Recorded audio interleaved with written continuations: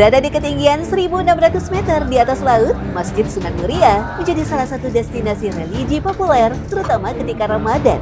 Begitu tersohornya Sang Wali, kompleks yang juga menjadi makam Sunan Muria tak pernah sepi dari peziarah. Tak kurang ada 1.000 jamaah datang setiap hari. Dan salah satu titik paling ramai adalah gentong air yang dianggap punya berkah tertentu.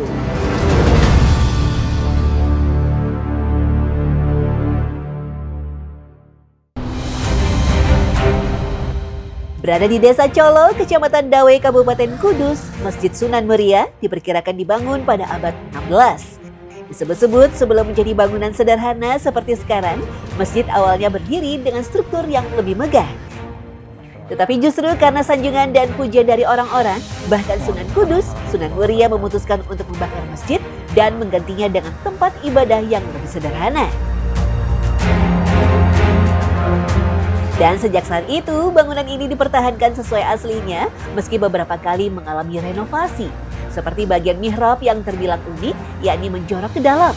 Konon, filosofi mihrab ini bertujuan agar manusia ingat untuk selalu bermuhasabah dalam setiap langkah kehidupannya. Di atas mihrab terdapat ukiran piring keramik kecil dari Tiongkok bertuliskan Arab yang berjumlah 30 buah. Ini juga dikatakan bahwa ini adalah wiridannya Sunan Muria. Satu-satunya tulisan yang ada di sini, artinya yang menyangkut masalah kerohanian ya. Saya tidak bilang ini saya bawa ke seorang kiai lokal. Mbah Yai ini apa? Kemudian dibaca. Beliau kemudian bilang, bahasa Jawanya begini, iki wiridane Sunan Muria, ini wiridnya Sunan Muria. Ini tulisannya ini beberapa Asmaul Husna, kemudian surat Al-Fatihah dan surat Al-An'am ayat 63-64, kemudian Qul Huwallahu Ahad, Qul a'udzu birabbil falaq, Qul a'udzu birabbin nas. Masjid memiliki 4 tiang penyangga atau saka dari kayu dengan dasar umpak berupa batu berukir. Umpak asli berdiameter 70 cm masih tersimpan rapi di Masjid Sunan Muria. Semua total berjumlah 10 dengan 9 diantaranya masih utuh. Sementara itu, mustoko atau cungkup di puncak atap masjid masih terjaga keasliannya sampai sekarang. Diperkirakan letak masjid saat ini tidaklah jauh dari kediaman Sunan Muria. Kita berbicara soal masjid yang posisinya berada di atas atau di ketinggian. Berarti dari cerita juga, sejarah juga, berarti kehidupan Sunan Muria itu tidak jauh juga dari daerah pegunungan seperti ini, Kiai. Betul. Ada yang mengatakan bahwa rumah Sunan Muria adalah ini sebelah selatan ini. Dulu itu sudah direnovasi sedemikian rupa, tapi ukuran masih sama. Kemudian ada bukti bahwa di samping sebelah di belakang agak, kalau dari sini agak ke kanan, samping barat sana, itu ada gentong. Katanya itu gentong dapur. Ini masuk akal dengan keberadaan rumah beliau. Peninggalan Sunan Muria lainnya adalah beduk yang terbuat dari jati kuno. Beduk dengan pahatan ukiran naga dan ayam jantan, serta aksara Jawa kuno di bawahnya. Hingga kini, beduk asli peninggalan sang ulama masih terawat dan ditabuh sebelum azan berkumandang.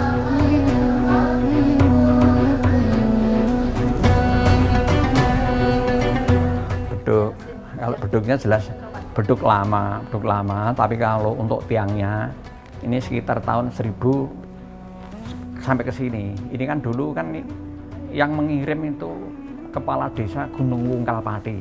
Tapi konon beliau memang mimpi untuk tiang ini untuk mengembalikan ke Muria. Ini saya melihat sendiri itu tahun sekitar 54 atau 50. Itu datanya ke sini juga dibungkus pakai mori putih itu.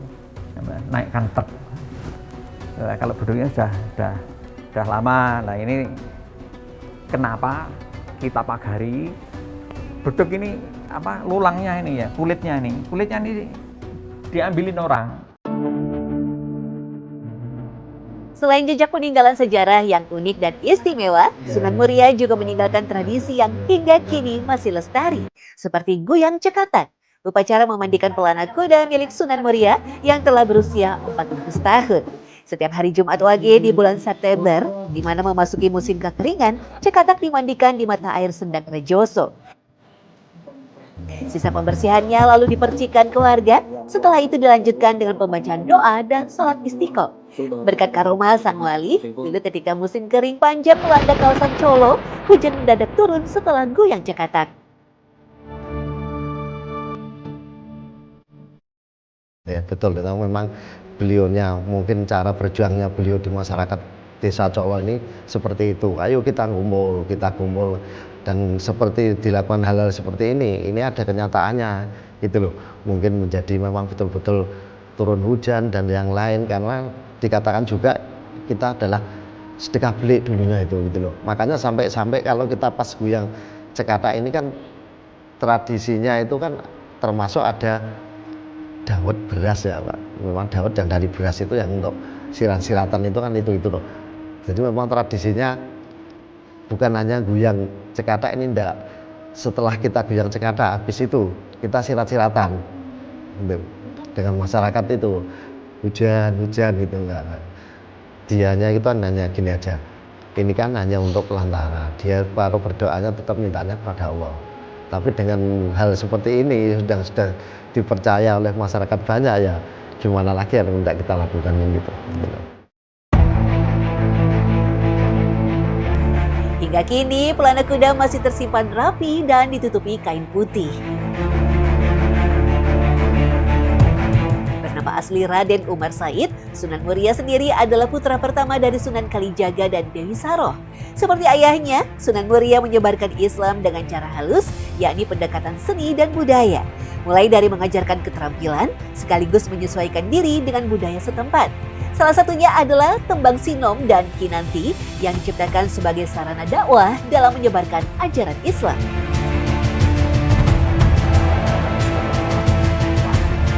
Dengan karakter yang lembut, Sunan Muria disebut memiliki perawakan yang rupawan dengan tinggi badan hingga 170 cm. Terdapat pula ciri pada kuku jari tangan yang bergelombang. Ciri ini diturunkan pada seluruh keturunan Sunan Muria.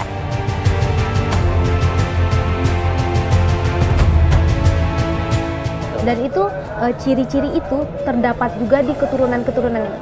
Saya pernah melihat di antaranya itu Mbah Muslihan. Itu konon beliau keturunan yang sekitar 14. Itu masih sangat. Kemudian Mbah Kiai Slamet itu juga termasuk imam, dulu imam sini, lama betul imam sini.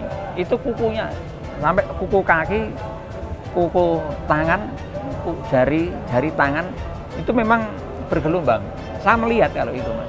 Itu ceritanya orang tua-tua dulu, salah satu ciri fisik beliau.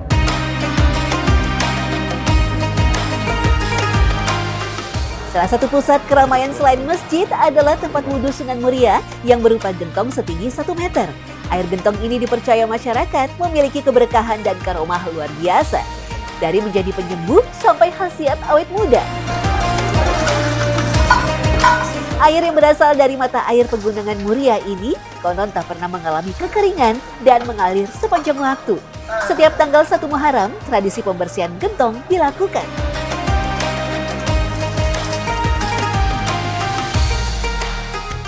Inilah gentong peninggalan dari Sunan Muria yang diperkirakan pada saat itu digunakan untuk menunjang keperluan rumah tangga, dan posisinya pada saat itu juga berada di bagian dapur rumah dari Sunan Muria, dan air yang dimasukkan ke dalam gentong ini dipercaya bisa mendapatkan karomah dan keberkahan untuk kesehatan, untuk pengobatan dan mengobati berbagai macam penyakit ya Bapak.